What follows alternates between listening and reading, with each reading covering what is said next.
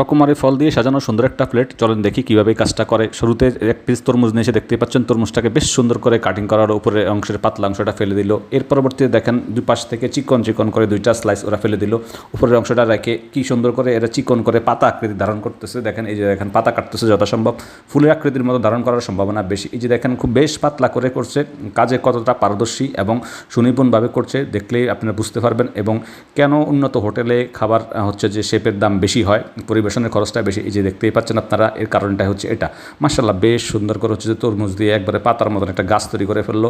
উপরে আইসক্রিমের মতন একটা তরমুজের স্লাইস বসিয়ে দিল। এবার হচ্ছে যে কী করে দেখা যাক। এই যে দেখেন তরমুজটাকে কী সুন্দর করে উপরের অংশে দুইটা সাদা অংশ রেখে বাহ মাশাআল্লাহ বেশ সুন্দর করে স্লাইস করে নিল। এখন হচ্ছে রক মেলন নিল, দেখলাম রক মেলনকে কী করতেছে, বাহ ওয়াও, এটাও তো বেশ সুন্দর করে স্লাইস করে প্লেটে সাজিয়ে দিল। এখন হচ্ছে যে শশা নিল, মাশাআল্লাহ গোলাপ ফুল আকৃতির হয়ে গেল। দেখেন কি সুন্দর নিপুণ কারুকাজ। এটা এই ভিডিওটা আশা করি যারা ফুল ভালোবাসেন কিংবা খাবারের ডেকোরেশন করতে পছন্দ করে তাদের জন্য এই ভিডিওটা কাজে লাগবে।